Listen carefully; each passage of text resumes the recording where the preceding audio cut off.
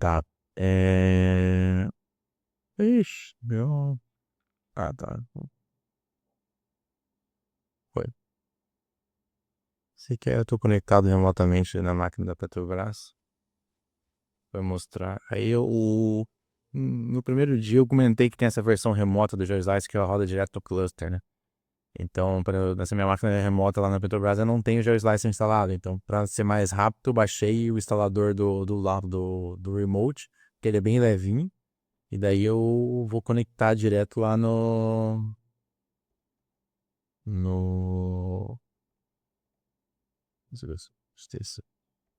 direto no cluster e rodar uma versão lá.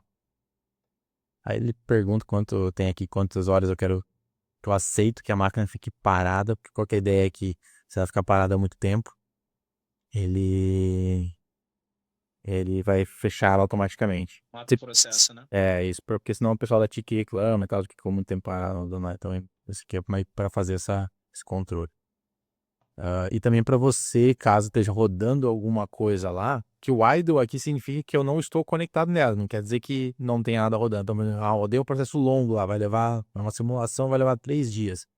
Daí você já meio que calcula aqui, bota um tempo que seja o suficiente para rodar a tua simulação mais ou menos, entendeu? Botar mais, né? Normalmente para ter segurança. Ou então, tá vendo que não terminou ainda, dá uma entradinha na máquina e na hora de reconectar pede mais tempo, sabe? Quer dizer, na verdade, na hora que você reconectar, ele já vai automaticamente incrementar, né, esse tempo de área. Vou botar 12 aqui, vai ficar bem curtinho. E vou parar. Enquanto ele vai inicializando a máquina aqui, eu vou só mostrar o resultado das duas. Então eu rodei o MICP, mesma coisa que eu nem mudei nenhum parâmetro. E rodei também o PSD, né? Então deu esses resultados aqui. Cadê? PSD. Foi esse.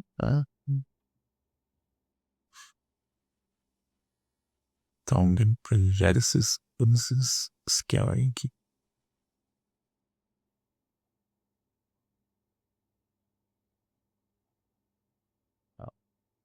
E o MICP, que foi esse.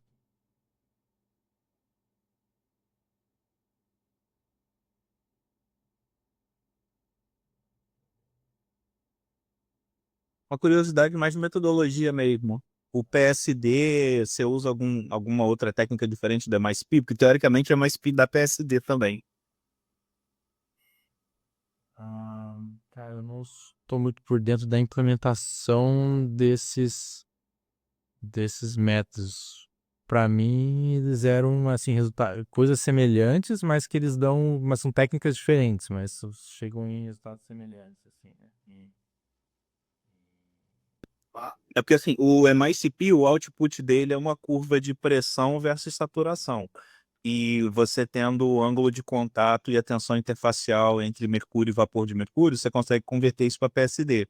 Aí e o PSD dá para fazer via análise de imagem mesmo, né? Você ir colocando lá esferinhas ou sei lá, algum outro volume maluco dentro do espaço poroso e determinar isso. Isso, exato. O PSD que a gente rodou ali é isso, né? Se tu olhar o resultado dele, ele é um monte de esferinhas que vão preenchendo aquela segmentação. Então, ela não é um método, tipo, eu não utilizo nenhuma informação do cubo, é meio que preenchendo a segmentação que a gente passou mesmo, né? Um monte de esferinha que vai sendo inserida desse. Não, bacana. Tá, E o MI, MICP é o isso. não, beleza. É porque o MICP é que deu curiosidade, se você fez alguma simulação de fluxo de mercúrio, ou se o Sumas tinha comentado há um tempo atrás que ele tinha um MICP que era usando o Erode Dilate e tal. Aí eu não sabia se era esse tipo de MICP ou se era DNS mesmo. Exato. O MICP que a gente tem aqui é do o microtom é um módulo do Surma, da Petrobras, que é feito pelos Surmas, né? Então ele tem o. Todos esses métodos estão dentro desse pacote que a gente incorporou no GeoSlicer. Tá. Ah, não, beleza. Então, se... Soluções deles. A gente não. O que a gente fez foi só fazer algumas otimizações, mas não alteramos o método em si. É o método deles lá, da Petrobras. Então todos esses métodos são da Petrobras. Tá? Aí o funcionamento em si do método se manteve, assim, a gente só otimizou porque a gente usou libs mais performáticas para executar algumas coisas, né, para usar GPU e tal, mas foi só isso que te alterou. Pô, bom demais. Obrigadão, cara. E aí ele gera umas tabelinhas aqui, né? Então, além da imagem, ele gera os- o, o dado e tem também um time log aqui que ele gera.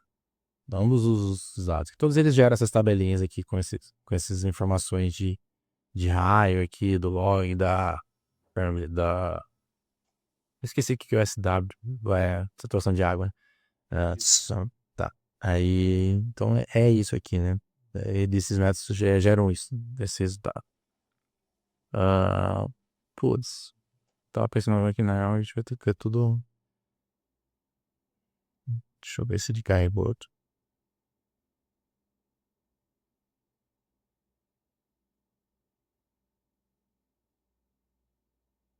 Ué.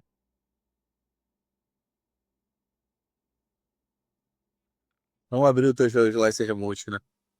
Você é pra abrir uma aba aqui na. Só que eu tô sem autorização.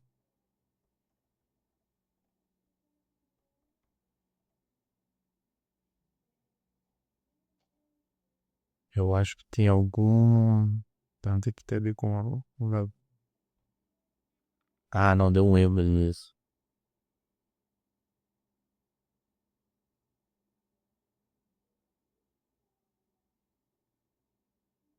Eu acho que a Tica não tá aceitando mais nem 12 horas aqui, cara. Acho que é uma coisa assim. A gente tava trabalhando nisso. Porque eles estão bem restritivos. Só ver o erro de novo ali. Ele não tá nem deixando conectar. Ou é a minha conta que não tá. Ah, tá. É isso, eu acho que é a minha conta mesmo. Deixa eu trocar a conta aqui, vou usar uma outra conta. Fernando. Deixa eu pegar a senha aqui. Espera um pouquinho.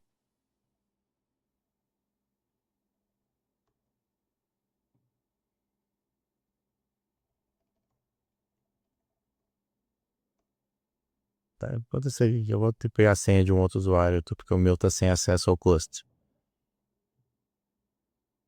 Pra confirmar aqui.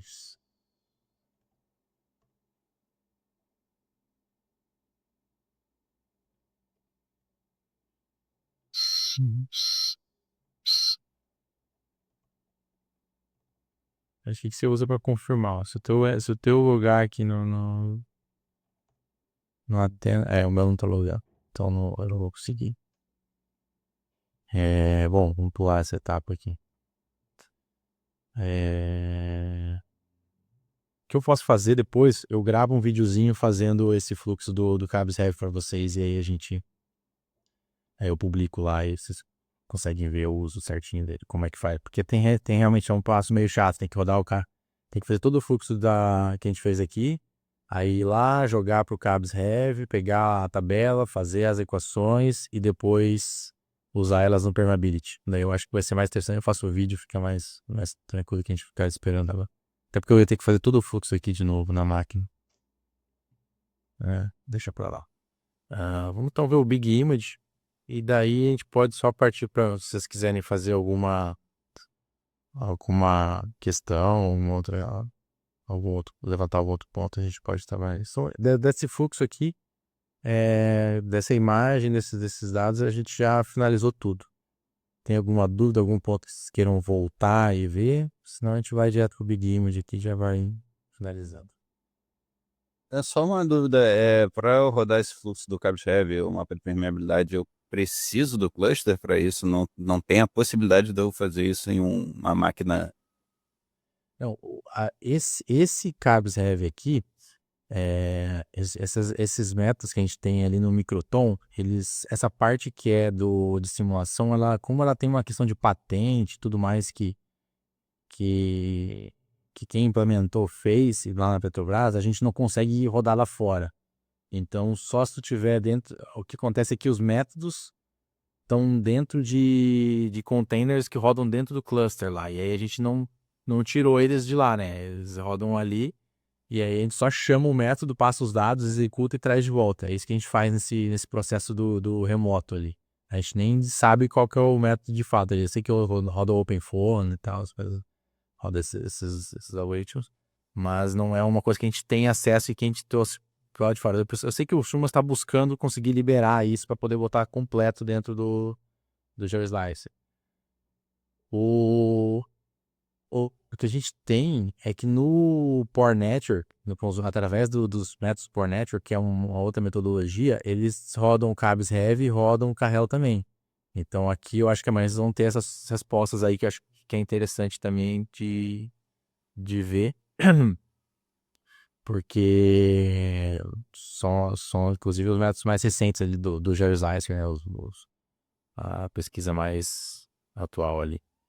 E estão implementados dentro do GeoSlice. Então, esse tema aqui, que vai ser o de amanhã, tem Cabs Heavy, tem Carrel, mas aí é uma metodologia que usa o PNN.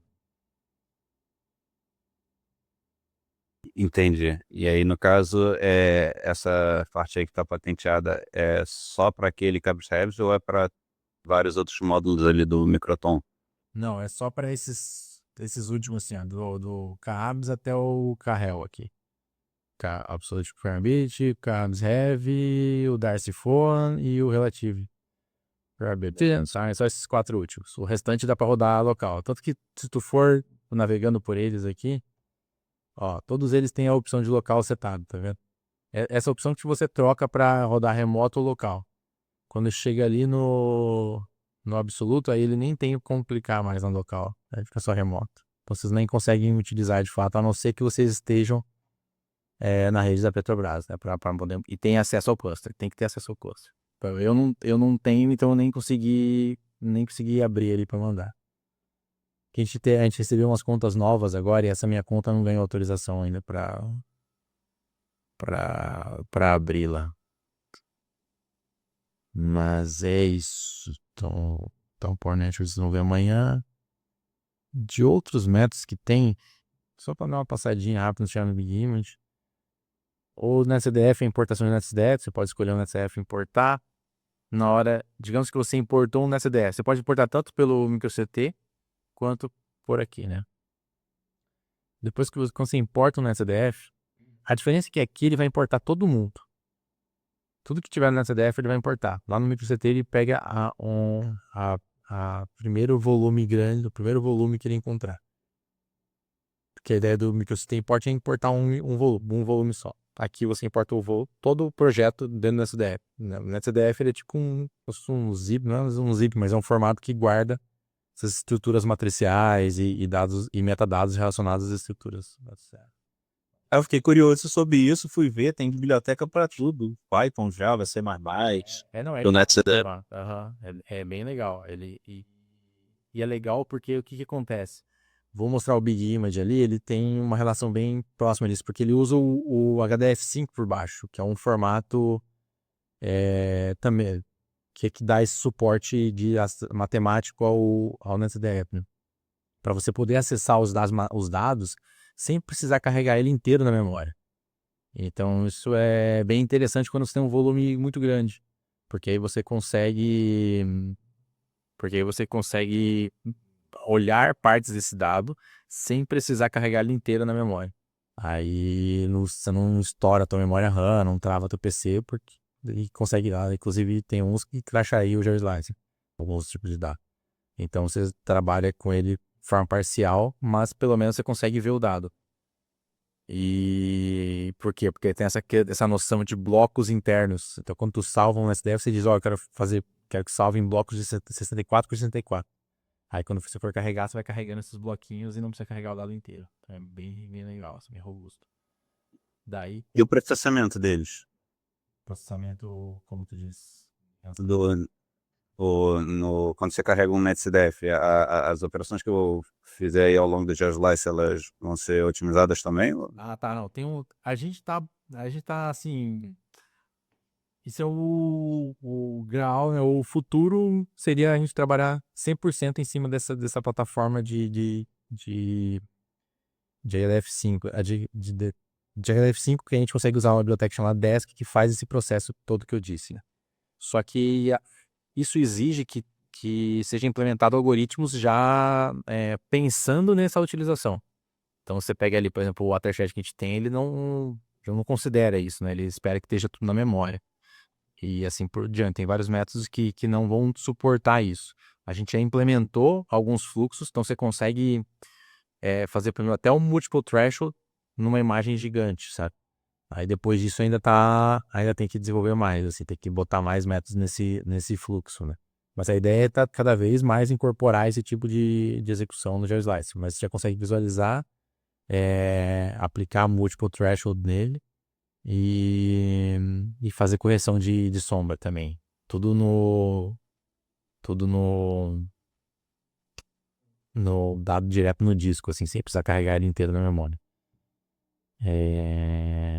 Mas como eu falei, a ideia é evoluir isso para que mais métodos. A ideia, na verdade, é que o fluxo comece lá né, carregue, segmente e tudo mais, e consiga jogar para o microtom, né, ou para um dos métodos do VNM já o dado tudo via esse processo sem carregar na memória. Aí vai ficar perfeito, assim, porque aí o cara não usa nada da memória até que ele tenha que fazer o processamento mais puxado ali mesmo. E daí você roda tudo em background, deixa ele rodando e vai continuar usando o sistema sem problema.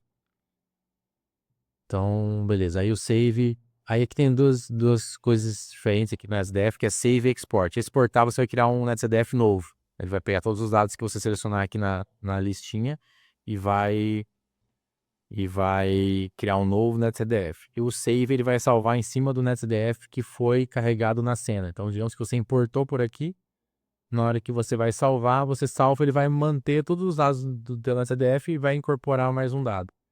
Pessoal, a gente mudou isso justamente porque o pessoal vinha com o dado cheio de informação, né? Então um input mais um monte de metadado, tamanho do dado, tipo do dado, onde ele veio, etc e tal. E aí quando a gente estava salvando, a gente salvava o resultado sem nenhuma dessas informações, né? Aí o pessoal, não, mantenha os dados e se puder já escreve também no próprio dado, vai ficar tudo integrado. Daí surgiu essas duas opções aí você consegue exportar ou salvar em cima e manter todos os metadados, todas as ligações necessárias ali que você quer manter, né? Tem esse outro. Eu vou limpar então aqui, já que ninguém mais tem dúvida desse projeto que está aberto aqui. Falta save, dá uma limpada. Aqui tem o DigitalWorks Portal, ele baixa dados. Aí então você consegue encaixar com um dado ou um BRE. Deixa eu ver se ele vai baixar. Talvez esse aqui não. Não vai baixar. É porque o DigitalWorks mudou os links, aí tá com problema de trazer os dados, tá? Achei que na real deu aquele problema o que eu falei, sabe que a gente acabou mexendo nos filtros lá e ele apagou a lookup table aqui, que é a tabela de cores. Mas é só isso, tá? Esse bug já tá corrigido na próxima versão, já vai estar corrigido. Então ele baixou o BRE aqui, só ficou com uma esquema de coisas meio ruim aqui, mas tudo bem. Tá, beleza, então vimos isso aqui, então tipo, ele baixa a imagem do DigitalWorks Portal, né? Dá pra baixar qualquer tipo de dado aqui, tá? Deixa eu ver se ele baixa isso aqui.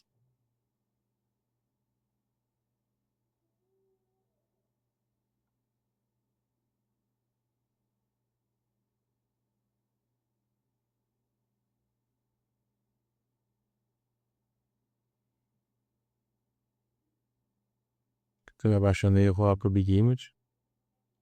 Então Big Image, esse... Oxe, demorando.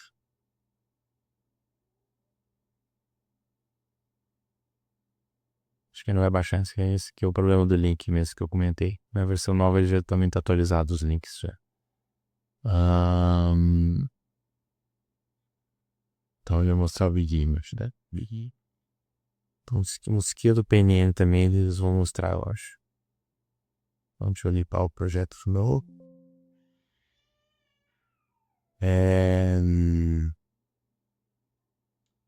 Como a gente... deixa eu só lembrar aqui certinho, tá? O Big Image trabalha com um formato que é o seguinte: o pessoal salva vários trechos da imagem, como ela é muito grande, ele salva em vários pontos em ponto .nc diferentes, assim, fica uma pasta cheia de ponto .nc. Então, deixa eu ter que lembrar agora onde que eu botei.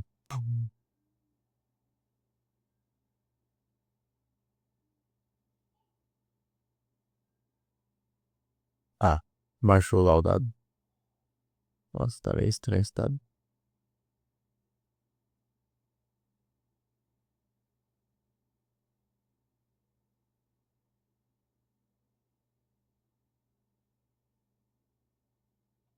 Será que está dando?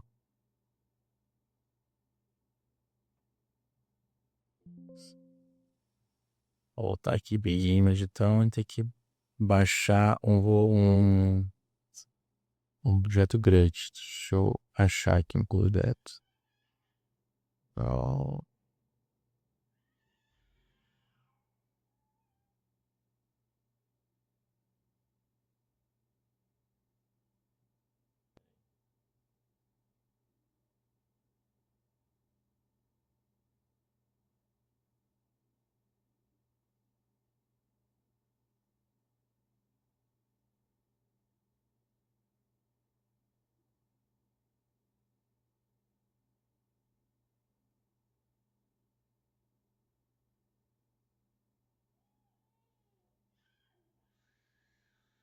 Tá, achei.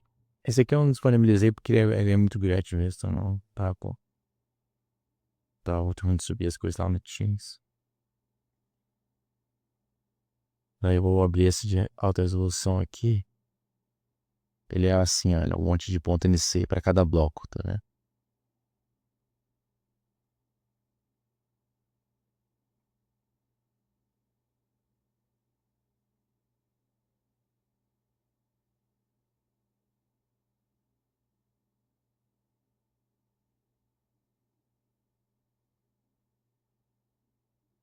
Daí ele mostra os dados que vieram. Veio o tomo aqui. Ele diz o tamanho dele, né? Até aqui não tá tão grande porque eu peguei uma parte só dele pra eu conseguir baixar lá do cluster. Mas ele é bem maior que isso. Mas aqui já dá uns 50 gigas, 60 gigas, se não me engano.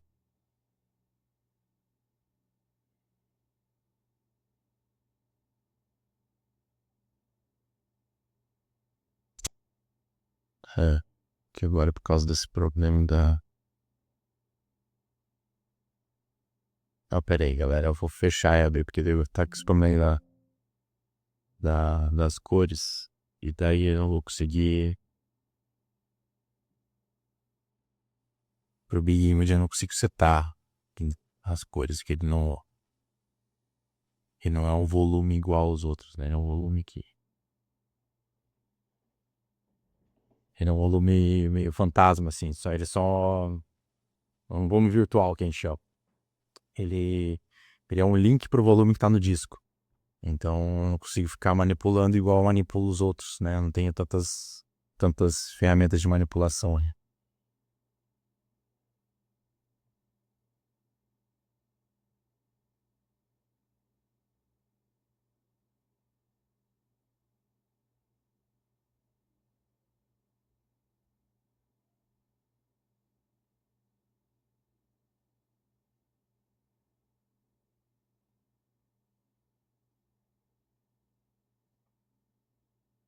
Tá, Big Images, editor mais está selecionado, carrega.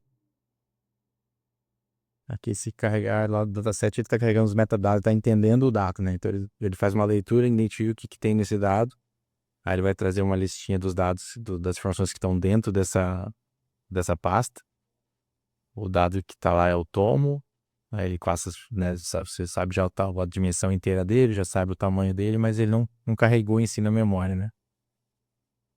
Daí ele traz um preview, ele faz uma fatia da imagem. Tá.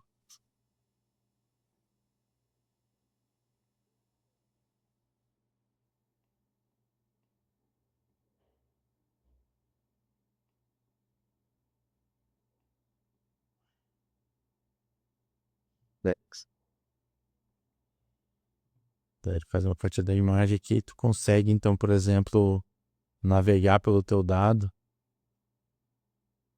Ó, tô navegando por esse volume aqui todo, né?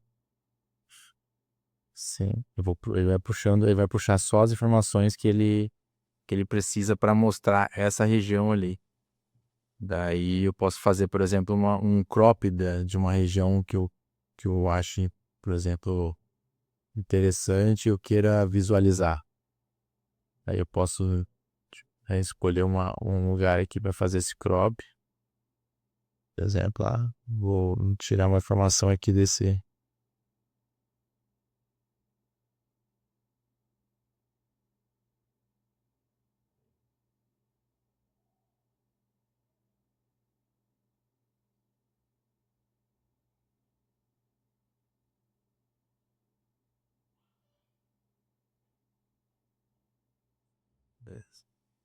Daí posso fazer dual sampling também. Então, por exemplo, aqui eu poderia carregar a imagem toda, eu vou só fazer dual sampling nela e carregar ela inteira, só reduzindo a resolução dela, né? Ah, posso também, digamos que o dado carregou como 2032, mas o meu volume não tem menos. Eu sei que ele tem menos. Com 28 eu já consigo representar bem ele. Então eu posso fazer essa troca, ele faz a conversão também. É, aqui eu acho que provavelmente. Ah, tá, já tá em 16. Então dá pra manter em 16, é tranquilo. Mas se eu conseguisse baixar mais, eu poderia fazer isso, deixaria mais performático ainda, tá? Aí, ó, então essa seleção que eu fiz aqui já tem 1.8 GB. Então ele vai meio que mostrando quanto que. Ó, aqui já tem 3.7, então já vai aumentando. Eu posso selecionar só aqui e dar um load nessa imagem.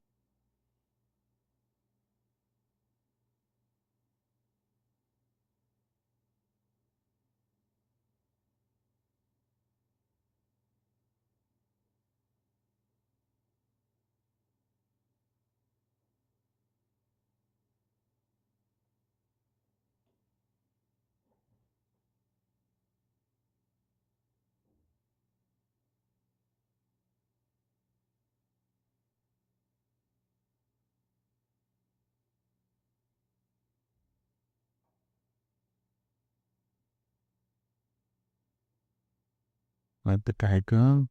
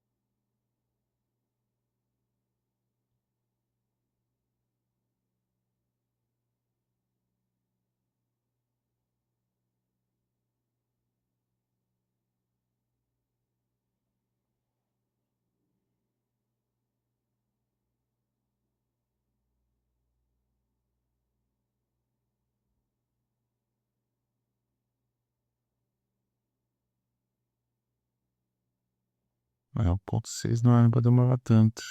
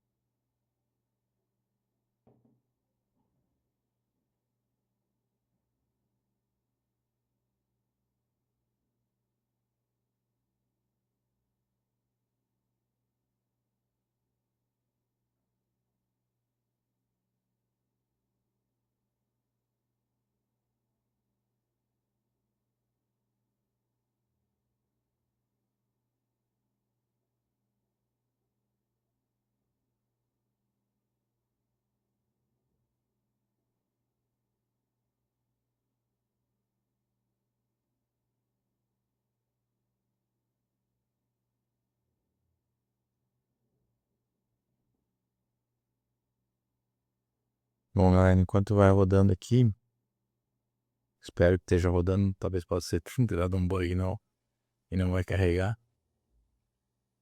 Esse do tema da parte do GeoSlicer e dos fluxos que a gente tem, acho que a gente passou por todos, tá? Ali fica, então, vai ficar faltando o Power Network, que vai ser apresentado amanhã. Daí, se vocês tiverem alguma dúvida agora pra gente poder ver dessa parte do GeoSlicer, ou se quiserem fazer algum fluxo de novo, né? Ainda tem 1h20 ainda. Quiserem fazer algum fluxo de novo, ou quiserem fazer algum fluxo de vocês, se quiserem rodar na máquina de vocês e eu ir acompanhando, também podemos fazer agora. Aí, isso aqui, esse do Big Game já tá. Era pra ser mais rápido aqui, eu acho. Deve ter dado algum problema, tá? Porque tá demorando bastante. Apesar que ele tá. Fez. Já foi. Foi. Mas tá demorando. Eu tenho que ver depois o que houve. Que não era pra demorar tanto. 1.6 GB não é muito pra. Pode ser minha máquina aqui. Também não vou descartar isso, que ela tá meio estranha ultimamente. Porque aí esse load depende muito do SSD, porque ele vai fazer essa leitura. Depende muito do disco, porque ele vai fazer muito essa leitura localizada no dado do disco, né? Então, se o disco não tá muito legal, e eu acho que o meu SSD tá meio zoado ultimamente, pode ser que isso impactou, porque 1.6 era pra ser bem tranquilo de carregar.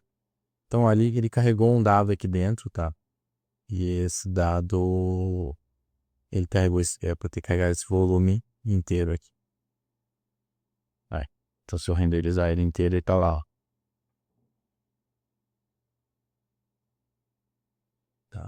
Tá renderizado. Daí, pra que serve isso? Digamos que tu quer fazer a segmentação inteira no dado, tu não vai conseguir carregar para ver o dado inteiro. Então, tu carrega uma parte que tu acha relevante, vai navegando pelos slides, identificou uma área relevante, uma área que talvez tenha todas as informações que tu precisa para fazer uma segmentação, por exemplo. Tu seleciona ali um crop naquela região que cabe na tua memória. Né, vocês têm o 1.6, mas eu poderia selecionar uma até de 20 GB aqui para ver bem. Então, dá para fazer isso. E aí, tu pode vir no manual segmentation e fazer a segmentação desse volume, né? Então, selecionou o tom reduzido. Sei lá, vou fazer por ou não por só.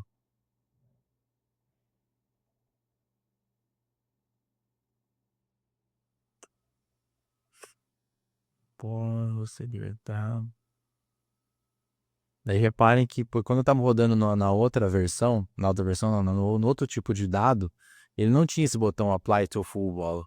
Ele sempre aplicava em em todo o volume.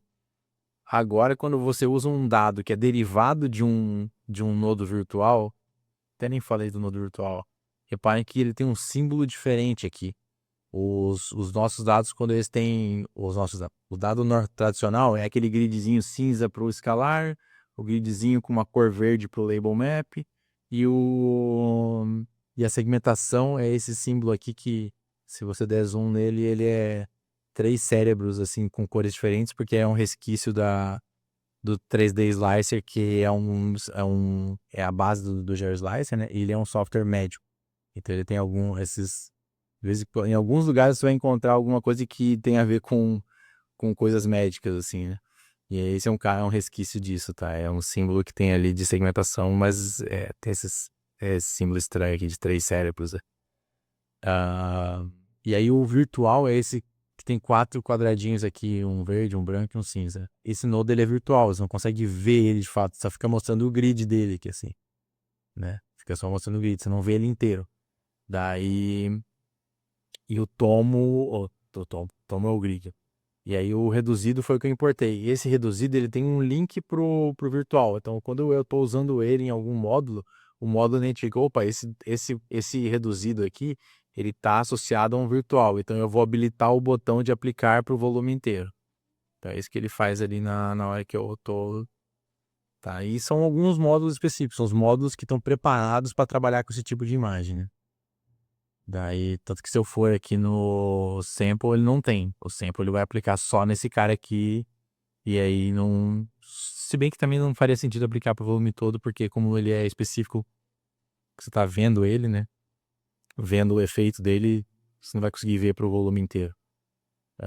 Mas o Multiple Threshold faz sentido, porque se tu selecionar uma região bem representativa, tu consegue segmentar ela, ele vai identificar como tu segmentou essa região e ele vai extrapolar para o restante do volume. Então, é mais ou menos isso. Tá, aqui ele meio que já segmentou o pore não pore ali, eu posso aplicar. Eu podia ter tirado essa borna de fora aqui. Bom, já tirou. Tá?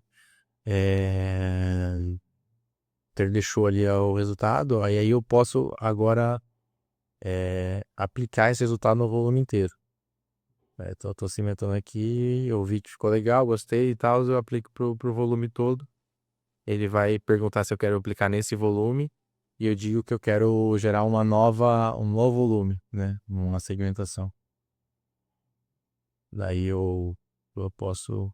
Certo era eu botar no próprio projeto dele ali, mas como eu não tenho o projeto ainda, não salvei, eu teria que dizer que botar em algum lugar. Vou botar aqui no dataset aqui. E sempre cria um ponto NC. Sempre o trabalho, por isso que eu falei do ponto NC ali. Nesse modo de trabalho com imagens grandes, tudo é ponto NC. Tá? A gente sempre está trabalhando com ele porque tudo está nesse esquema de acessar via disco, né? Em vez de acessar via memória. Eita, vou chamar isso aí. Vai. E como é tudo link, então independente, tem que só cuidar isso, né? Porque como é tudo link, não vai estar tudo na mesma pastinha de projeto. Se você não cuidar e forçar o ONU em qualquer lugar, vai ficar uma coisa em cada lugar e o teu projeto vai ter só os links para as coisas, né? E aí se tu copiar o projeto para outra pasta sem copiar os teus conteúdos, não vai dar certo. Só que como os dados são muito grandes, a ideia é que a gente não copie esses dados, eles vão estar no cluster, você vai ter um link para a pasta do cluster, daí é dependente da onde estiver, né?